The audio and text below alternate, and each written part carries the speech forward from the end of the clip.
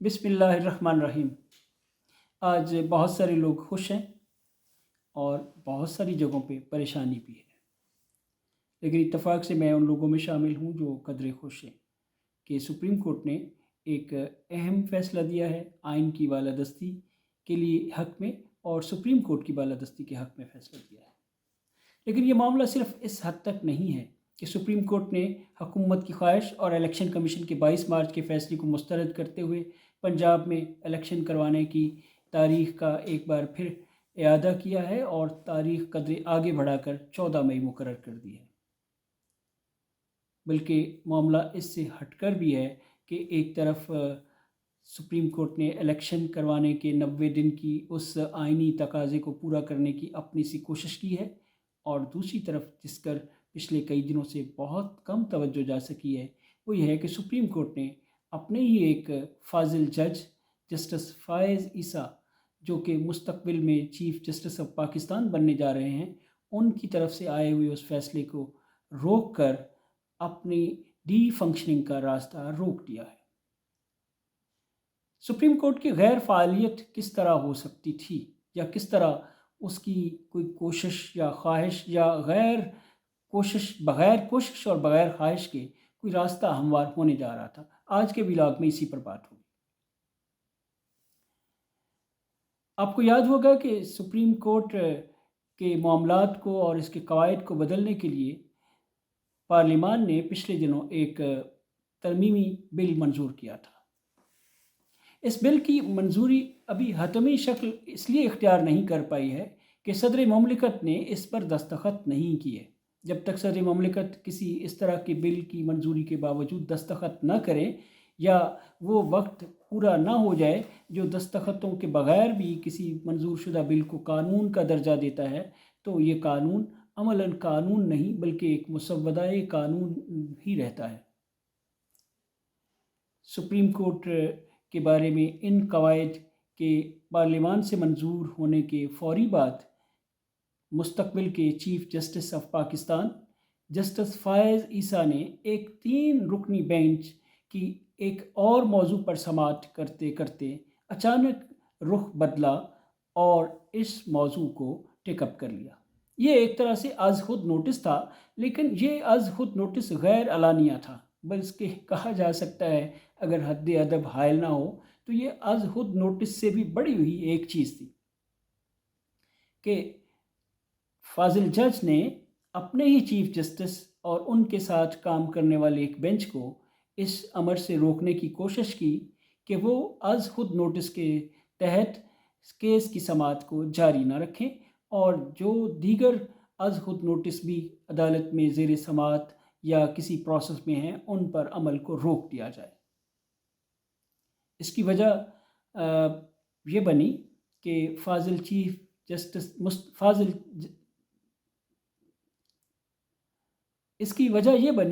فاضل جج نے پارلیمان سے منظور کیے گئے حالیہ ترمیمی بل کو کافی زیادہ اہمیت، فوقیت اور عزت دینے کی کوشش کی،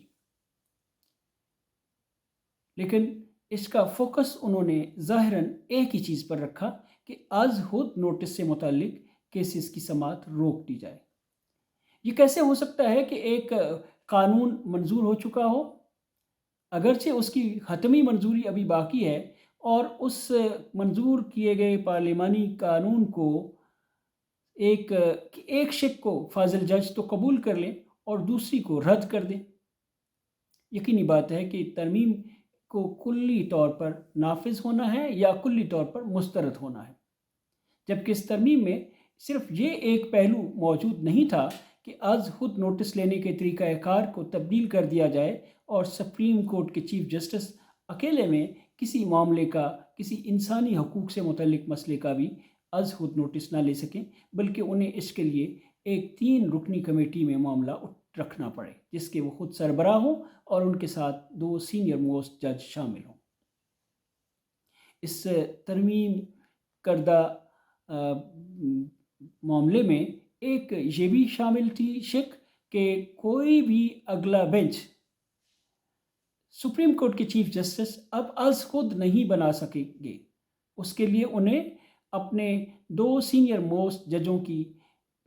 حمایت اور مدد چاہیے ہوگی، اور وہ ایک 3 رکنی کمیٹی فیصلہ کرے گی کہ کون سا بینچ کیسے تشکیل دیا جائے گا اور اس بینچ کی تشکیل میں کون کون شامل ہوگا۔ اسی ترمیم میں ایک تیسرا پہلو اور تھا، اور وہ انسانی حقوق سے متعلق تمام کیسز کے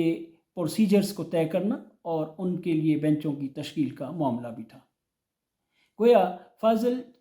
جج جسٹس فائز عیسیٰ نے جس معاملے کو بظاہر ایک سائڈ سے روکا ہے، اگر وہ اس ترمیم کا کلی طور پر ادراک اور اہتمام اور احترام کرنے والے تھے، تو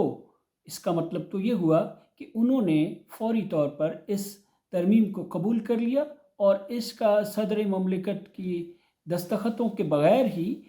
سپریم کورٹ پر اطلاق بھی کر دیا۔ اب اگر ان کے اس فیصلے کو درست تسلیم کر لیا جائے، اور جیسا کہ ان کے اس فیصلے کو درست تسلیم کرنے کے لیے حکومت اور حکومت کے بے شمار حامی مسلسل موجود ہیں اور اس کے حق میں آواز اٹھا رہے ہیں، خود وزیر قانون اس پر آواز اٹھا رہے ہیں، وزیر داخلہ اس پر بات کر رہے ہیں، وزیر دفاع اس پر بات کر رہے ہیں، وزیر اعظم اس پر بات کر رہے ہیں، پارلیمان کے بہت سارے ارکان اس پر بات کر رہے ہیں، تو اس کا مطلب یہ ہوا کہ صرف اس ایک حصے پر عمل نہیں ہونا تھا، بلکہ اس کے ساتھ ہی آئندہ کے لیے بینچوں کی تشکیل کا معاملہ بھی رک جانا تھا، اور کم از کم 20 اپریل تک رک جانا تھا۔ گویا فاضل جج اور مستقبل کے چیف جسٹس فائز عیسیٰ کے 3 رکنی بینچ نے ایک طرح سے غیر رسمی اور غیر اعلانیہ طور پر 20 اپریل تک سپریم کورٹ کو ڈیفنکٹ یا غیر فعال کرنے کی ایک سبیل بھی گورنمنٹ کو اور ایسے لوگوں کو دکھا دی تھی جو موجودہ چیف جسٹس اور ان کے بعض رفقا کے ساتھ سہمت نہیں ہیں۔ لیکن بھلا ہو چیف جسٹس کا اور ان کے بینچ کا کہ انہوں نے نہ صرف یہ کہ اس کو فوری طور پر محسوس کیا اور فاضل جج جسٹس فائز عیسیٰ کے اس فیصلے کو روکنے کے لیے وہ اقدامات کیے جو ضروری تھے، اور ابھی ایک نیا 6 رکنی بینچ بھی تشکیل دے دیا ہے جس صورتحال کو مکمل طور پر دیکھے گا۔ اگرچہ اس پر بات ہو رہی ہے کہ کیا یہ 6 رکنی بینچ بنانے کا پھر جواز موجود تھا، کہ جب چیف جسٹس خود اپنی عدالت میں یہ کہہ چکے ہیں کہ وہ فیصلہ نہیں تھا، ایک اندرونی معاملہ تھا، اور کیا اندرونی معاملے کے لیے ایک 6 رکنی بینچ بنانے کی ضرورت تھی جسے خود چیف جسٹس اور ان کے ساتھی کل اور پرسوں 2 دن تک یہ کہتے رہے کہ وہ اندرونی باتوں کو پبلک میں آنا مناسب نہیں سمجھتے؟ تو کیا اب 6 رکنی بینچ بننے سے یہ غیر مناسب باتیں یا اندرونی باتیں اب پبلک کرنے کا موقع جسٹیفائی ہوگا؟ اس پر ایک بحث چلتی رہے گی اور لوگ اس کے حق میں اور مخالفت میں اپنے اپنے دلائل پیش کرتے رہیں گے۔ لیکن سوال یہ ہے کہ اگر یہ واقعی احساس درست ہے کہ سپریم کورٹ کو کم از کم 20 اپریل تک عملاً یا جزوی طور پر ہی صحیح غیر فعال کرنے کی کوشش اور جزوی طور پر معطل کرنے کی ایک کوشش اس فیصلے سے نکل رہی تھی، تو کیا سپریم کورٹ کے رجسٹرار کو فوری طور پر فاضل جج کے ایک خط کے بعد کابینہ کا واپس بلا لینے کا حکم دینا اور اسٹیبلشمنٹ ڈویژن میں رپورٹ کرنے کا حکم دینا بھی اسی سلسلے کی ایک ناآسودہ کڑی تھی؟ کیا حکومت واقعی یہ چاہتی تھی کہ کسی طرح 20 اپریل تک عدلیہ کی فنکشننگ قدرے متاثر ضرور ہو جائے؟ اگر یہ خواہش اور کوشش کہیں شعوری جگہ پہ موجود تھی اور شعوری طور پر موجود تھی، تو یہ ایک آئینی ادارے اور ایک معتبر آئینی ادارے جو اس سے عوام کے عدل و انصاف کی توقعات وابستہ ہیں، اس پر ایک بہت بڑا وار سمجھا جائے گا۔ اگرچہ اس آئینی ادارے سے لوگوں کو بہت کم اطمینان کے فیصلے ملے ہیں،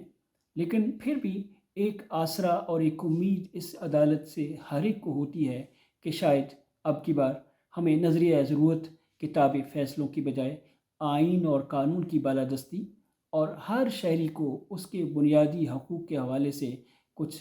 ٹھیک فیصلے سننے کو مل سکیں۔